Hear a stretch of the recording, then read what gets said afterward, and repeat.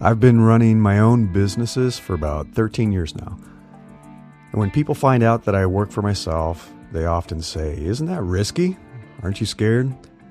Wouldn't you rather have a sure thing and take a job with a company?" But I would rather bet on myself than put my future and my fate in the hands of some employer. And that's what I'm going to talk about in this episode, is why it's important to bet on yourself.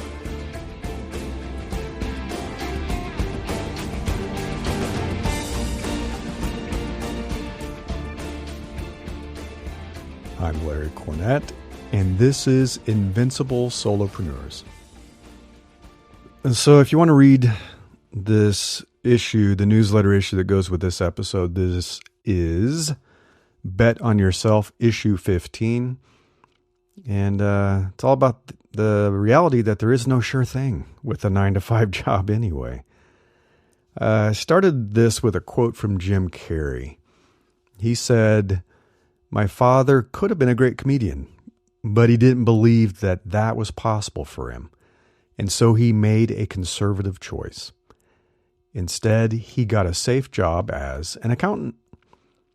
All of that fell apart when my dad lost his job, and the family fell on hard times. I learned many great lessons from my father, not the least of which was that you can fail at what you don't want, so you might as well take a chance on doing what you love."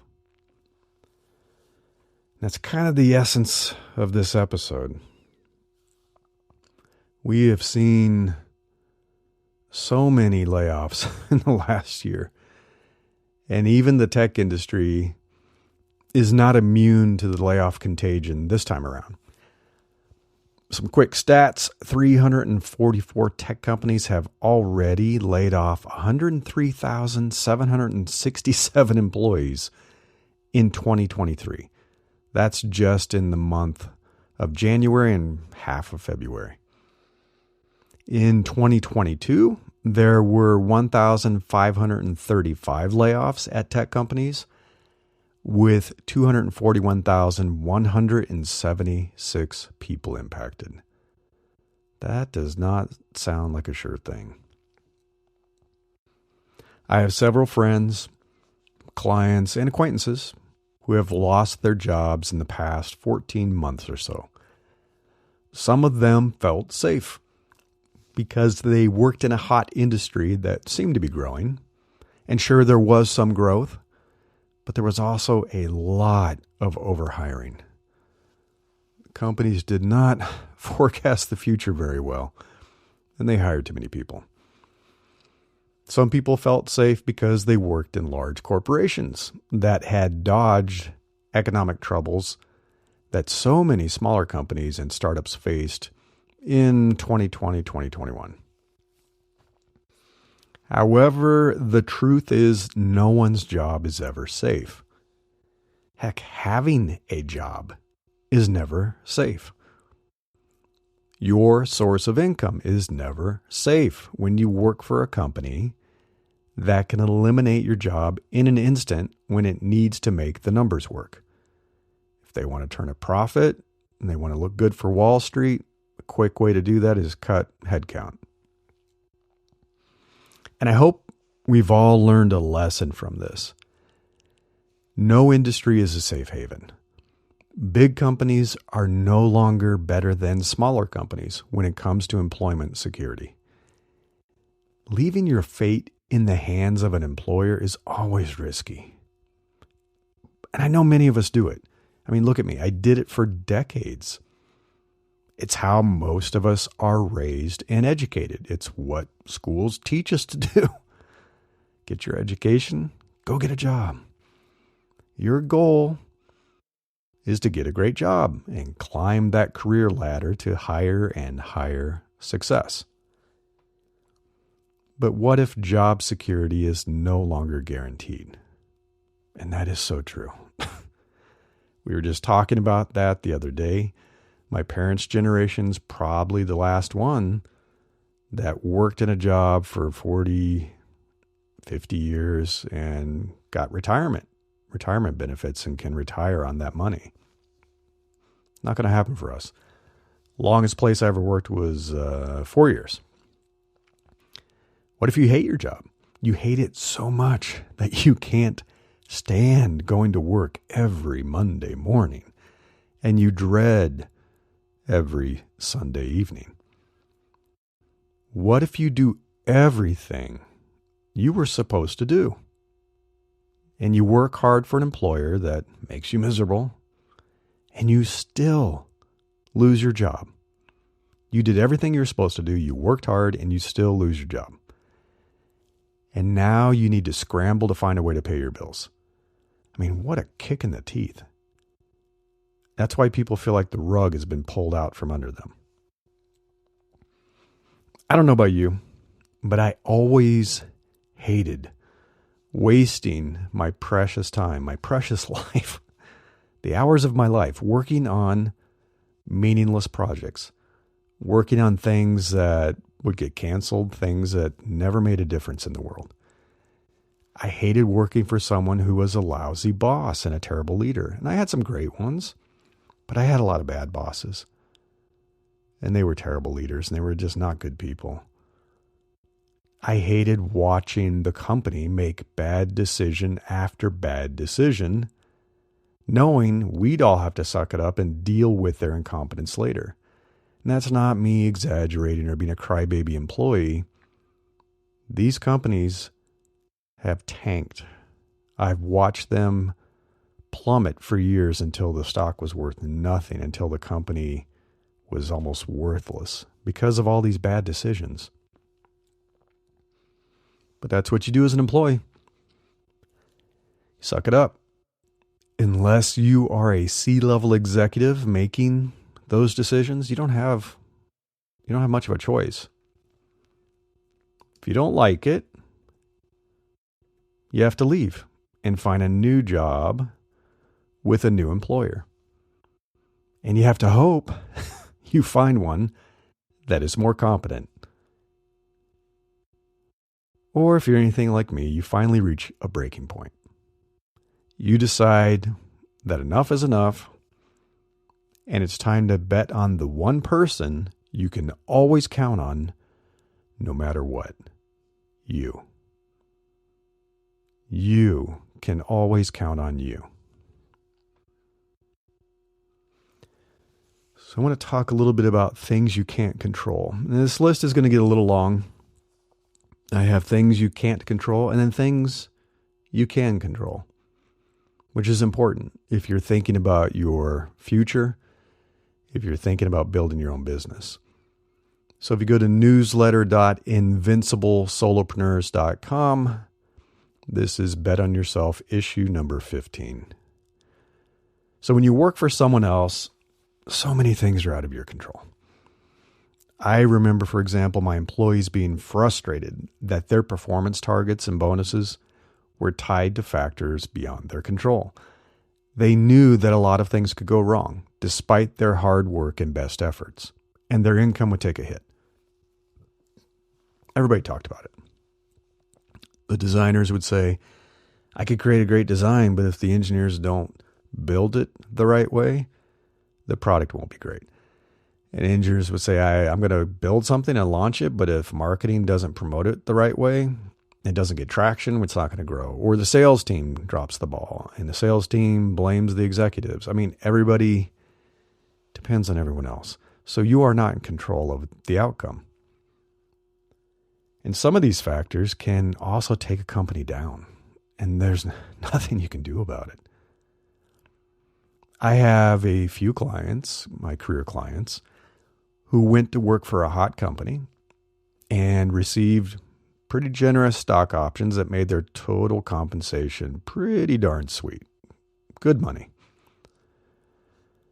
But the company later made some bad strategic decisions, and now their total comp is less than they were making at a previous job. They're not happy about it. It sucks, but there's not a darn thing you can do about it. You don't control those decisions. So a few of the factors. One is corporate culture. It can take years to change corporate culture. So if you're working in a toxic environment and you're hoping it'll get better, good luck. It doesn't just get magically better. As an individual, you are not in control of fixing a corporate culture. Even if you can start moving in a better direction, it's going to take time, a long time. Number 2, executive actions. You cannot control what your executives say or do. I think we can all remember times when a CEO said or did something that made their company's stock take a tumble. In some cases, it never recovered. Through no fault of your own, you will financially suffer if your executives say or do something stupid. For example, tweeting insane things on Twitter that will tank the corporate stock. That makes the employees and the shareholders very unhappy. Nothing you can do about it.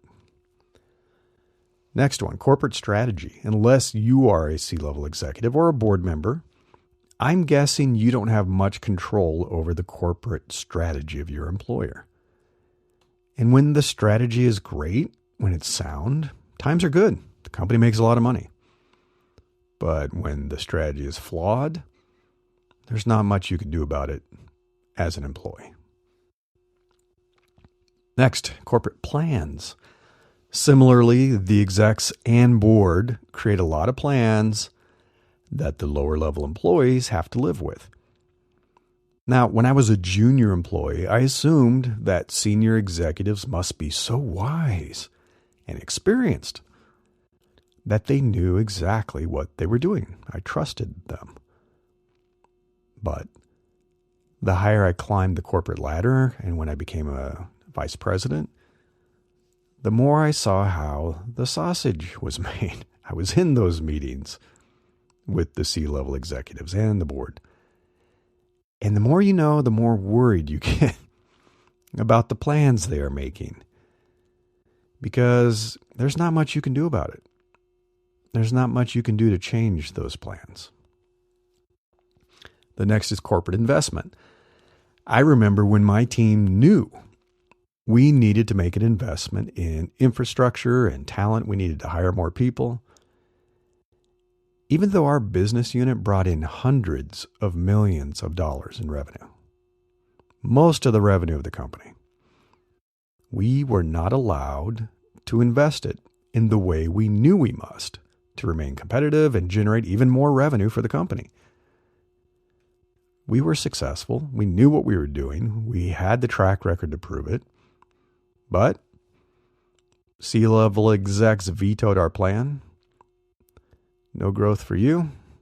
And it slowly killed our organization and it killed the company over the next few years. Corporate spending. As an employee, you have very little control over corporate spending unless you are the CFO. If the company is burning cash too quickly, there isn't much you can do about it. You know, all those multi-million-dollar campuses that are sitting empty right now, all that free food, all those weird perks, a lot of cash being burned. Companies spend money in really dumb ways, and then later, they have to let people go. Because guess what happens when companies are in financial trouble and they need to reduce one of their biggest expenses very quickly? That's right, layoffs. That's what we're seeing right now. Your manager. Now, I do coach my career clients to do everything they can to choose their manager when you're seeking a new job. A great manager will do wonders for your career. A terrible manager can tank it. They can ruin your career. But most people don't get to select their manager. Companies have too many reorgs for you to stay in control of that. One company I worked at, I think, literally reorged every 6 months. Every 6 months. Guess what? I got a lot of new bosses. I had five or six bosses when I worked there. And there were times when I worked for an amazing boss. Fantastic. Unfortunately, it didn't last forever. The company would have a reorg, or my great boss would decide to leave for a better opportunity and do wonders for his career. So I certainly didn't get to choose my new boss. and that was out of my control. And yeah, it didn't end well. So you can choose a great boss, but you may not keep your great boss. Likewise, the management chain is something that you are not in control of. You do not control who the leaders are in that chain, going all the way up from your boss to the top. You might have a good direct manager, but the leaders above them aren't so good. And the higher they are, the more power they have, and the more miserable they can make your life, your entire organization's life.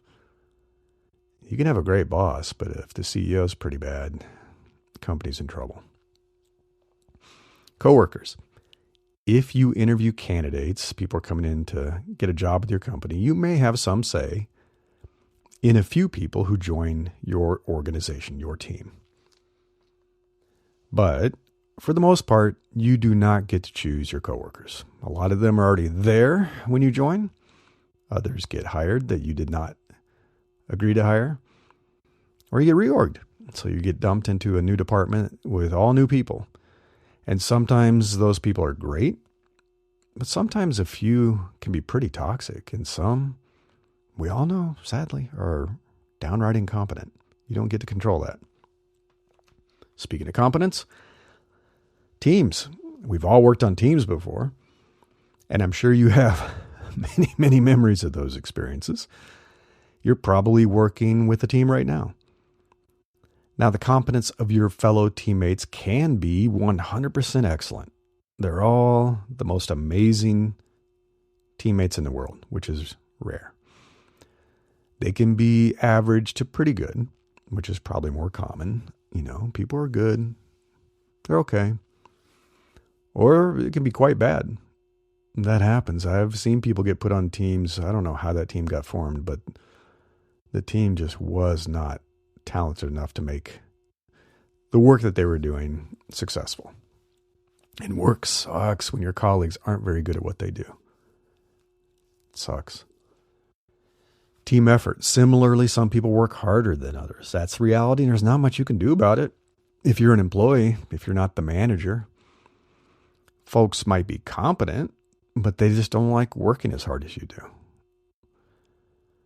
Now, your overall performance and odds of success are dragged down by your lowest performing team members.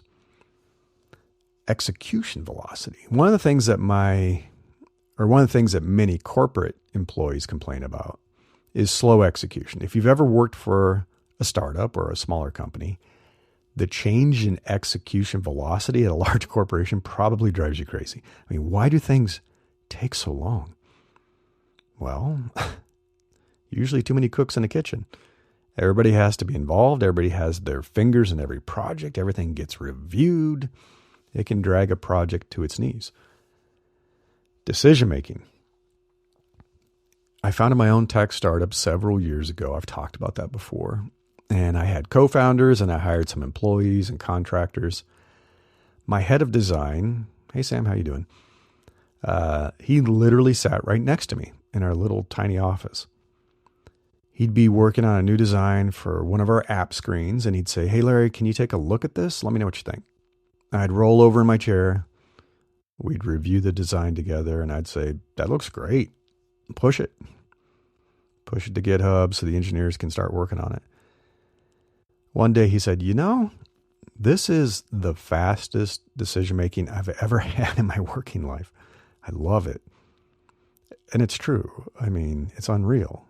You can make a decision within minutes. But when you work for someone else in a larger company, good luck with that.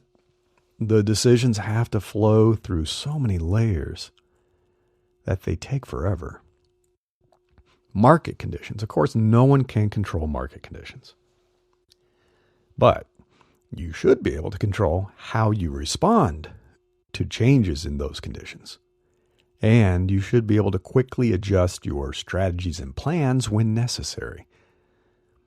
Well, that's not in your control when you work for a larger employer. You might see what's happening in the market. You know what changes should be made. I hear this all the time from my clients.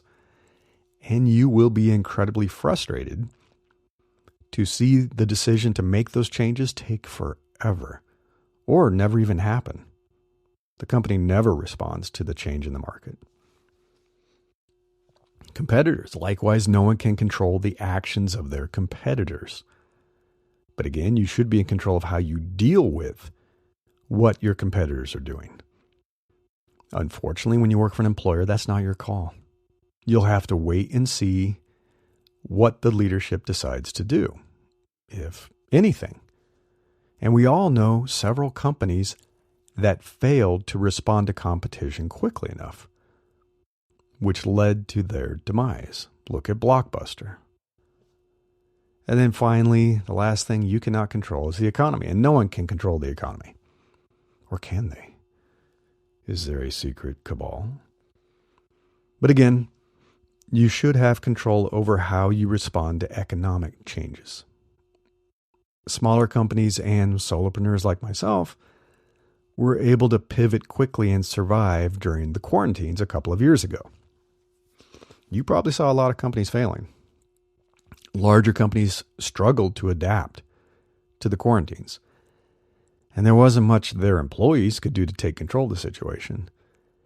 And that's even happening now with the current economic uncertainty. Hence, the layoffs. The companies are not responding, and so they had to lay people off. All right, enough of that doom and gloom. That's all the stuff that you do not control as an employee. It's one of the reasons I had to get out. I want to talk about things you can control. This is a lot happier. So I bet you can now see why I love running a solopreneur business, why I love it so much. My corporate experiences, not all, but many, left a bit of a bad taste in my mouth. As a solopreneur, you have complete ownership of your decisions and actions. No one can slow you down. No one can stop you from doing what you know needs to be done with your business. Your strategy is what you control. It's a huge responsibility, but you are in full control of your business strategy when you are a solopreneur. Your plans, you are in control of the plans you create to execute your most excellent strategy. Preparation, you decide how much preparation is required before you launch a service or start selling your products. You know, the research, the designing, the building, whatever. You get to decide how much time you want to spend doing that. You control how much time, energy, and effort you put into your business. This is important. This is what is so different from being an employee. You can work really, really hard and still not make more money or be more successful in a company when you work for someone else. That's really true when you're salaried. You know, you're not getting paid what you're worth when you're putting in 14-hour days, 7 days a week. And I'm not exaggerating. I used to work 10 to 12, sometimes 14-hour days for one of my past employers. Many days a week, didn't take time off. Did I make more money because of that? No. You know what I got? I got a Starbucks gift card. Yeah. Well, when you own your own business, you can work harder and make more money. The more you put into your business, the better it grows.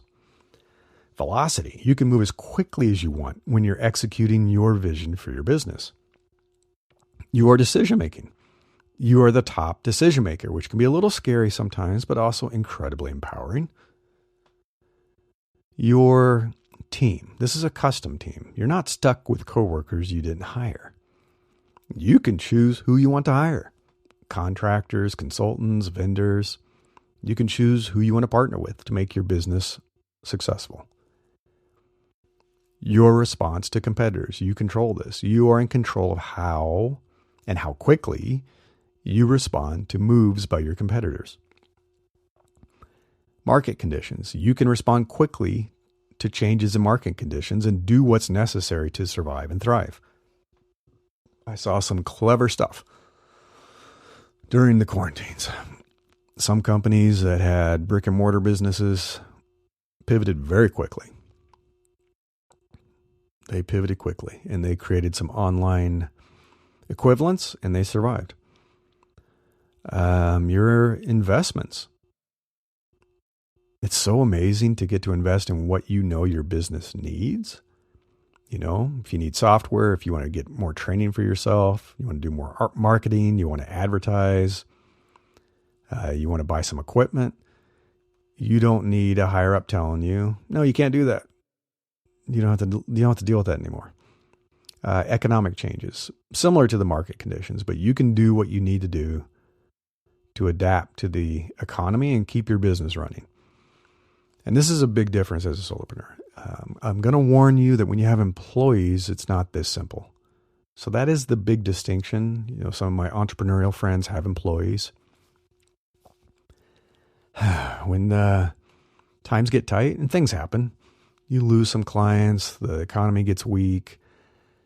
You can't just cut everyone's salary to almost nothing.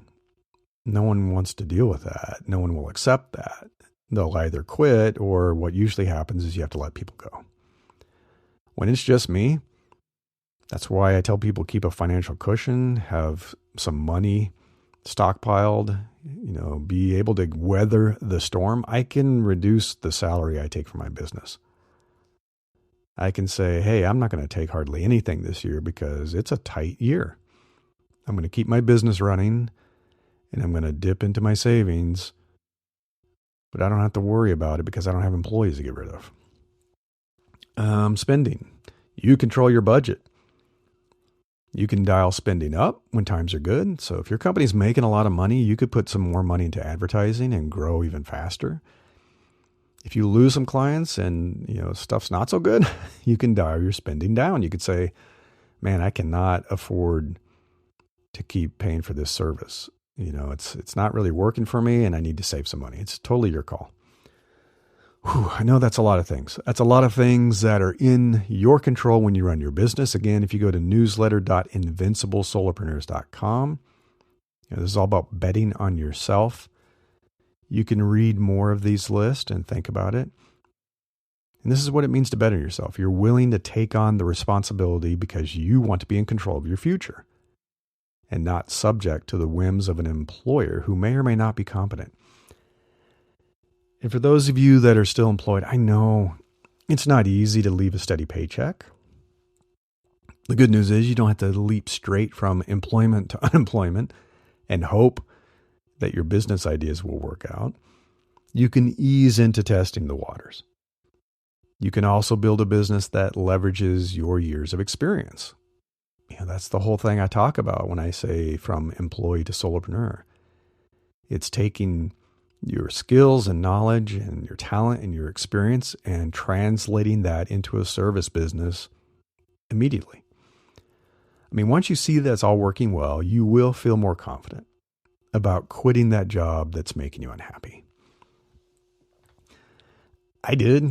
I quit a pretty good career. My total compensation was over $500,000 a year when I left the corporate world back in 2010. And I know for some people that seems like a crazy amount of income. I can tell you my younger self never imagined earning that much. For other folks, it's a pitiful amount of money. I know too many wealthy people. I know that many of my tech friends are earning millions in total comp these days. They're making a ton of money. I also know that many of them are very unhappy with their jobs, but it's hard to walk away from that money. I was pretty unhappy too. So I walked away. I walked away from that executive salary and the Bay Area lifestyle. I walked away from that career, that profession. I mean, what I realize is what's the point of making great money and you have a fancy home and a fancy car, but if you're miserable and you rarely get to enjoy any of it anyway, you're working all the time. So I quit. I took a nice long vacation with my family. I did some consulting to get income flowing back into the bank account. That's important. And I was also entertaining the idea of going back to a 9-to-5 job. I talked with a few people, a few companies, but the longer I stayed away, the less I wanted to return to the corporate world. I was just tired. I was tired of trying to change toxic corporate cultures. I was tired of forcing myself to endure toxic bosses. I was tired of working on projects that were pretty meaningless in the big picture of life. I mean, getting people to click more ads? How pathetic. So finally, I decided to bet on myself. I bet on myself. And I said I would create the kind of company I wanted. I would build a business around work that made me feel good about what I do. I love helping people. I love coaching people. I love building businesses. I enjoy it, and it helps people. It helps them live better lives too. So a little bit about how I managed to stay away. I haven't had a boss for almost 13 years now. I never did go back to a 9-to-5 job. And I may not be the next big multimillionaire, certainly not a billionaire, but I'm so much happier and healthier than I was before. And that's why I created Invincible Solopreneurs. I created it to help others take a similar journey. If you go to invinciblesolopreneurs.com, you can find out more. I mean, there are plenty of entrepreneurial consultants out there. You see them on Twitter, you see them on LinkedIn. They will promise you riches. They do it every day. They will tell you that you'll be making 6 figures in 2 months. They will dangle wealth in front of you, show off their fake jet and their Lamborghini. Some got caught doing that. And they're going to hint that becoming a billionaire is not out of reach for you. I mean, come on. How many people become billionaires? If you want to get rich, if that's your thing, that's all you want is to get rich, go find one of those consultants. That's not me. It's not me. I will never promise you that you'll become rich beyond your wildest dreams by following my system, by following in my footsteps and doing what I did to get free. Instead, what I want you to have enough. Just have enough. I want you to be able to comfortably support yourself and your loved ones, but not hate your work and life every day.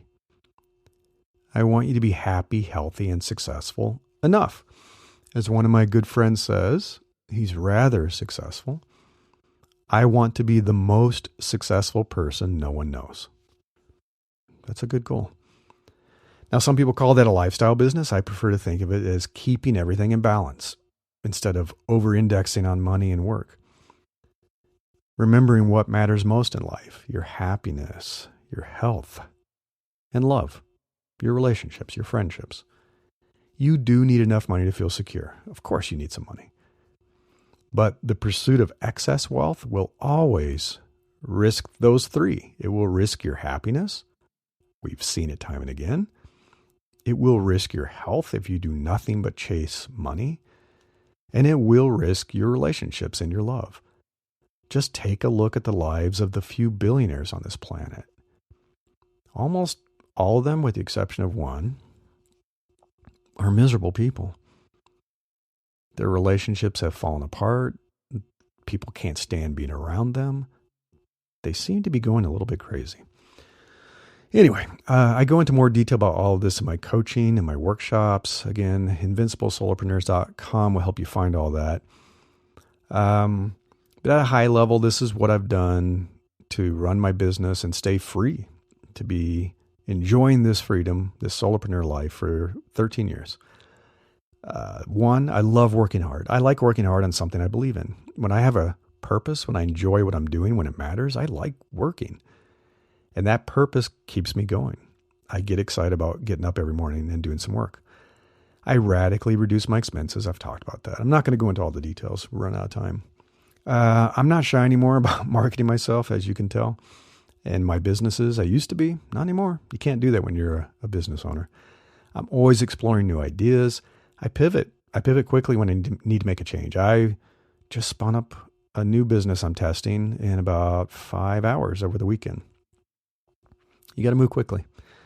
But I slowly expand and diversify. So you don't want to commit and overcommit. It's good to test, but don't overcommit. I keep adding new revenue streams, and I focus on scalable activities, scalable income. This is essential. Your time is limited. And I talk a lot about that in the workshops and the coaching. That's an important part of your business model. So I feel grateful. I'm thankful. I really am. So I know I'm out of time. I'm just going to go ahead and wrap things up, but I'm going to leave you with this. If you're reasonably smart, talented, ambitious, self-motivated, and a pretty good decision maker, you should be working for yourself. I really do think it's the future of work. And I know some people don't like to hear that. Others are inspired by that. There's nothing better than working for yourself. You'll do well. You'll be able to build a business that generates a profit, and that's all you need. You need to be profitable. You'll be able to respond quickly to changes to remain successful. And if you're listening to this podcast, I know you're going to be frustrated working for anyone else. I was. Many of us are. You can tolerate it for a few years. Most of us do. But you're going to become increasingly irritated by the incompetence around you. And you're going to long to break free one day. So if you're going to bet on someone or something, bet on yourself. Until next time, I wish you the best of luck with building the business of your dreams.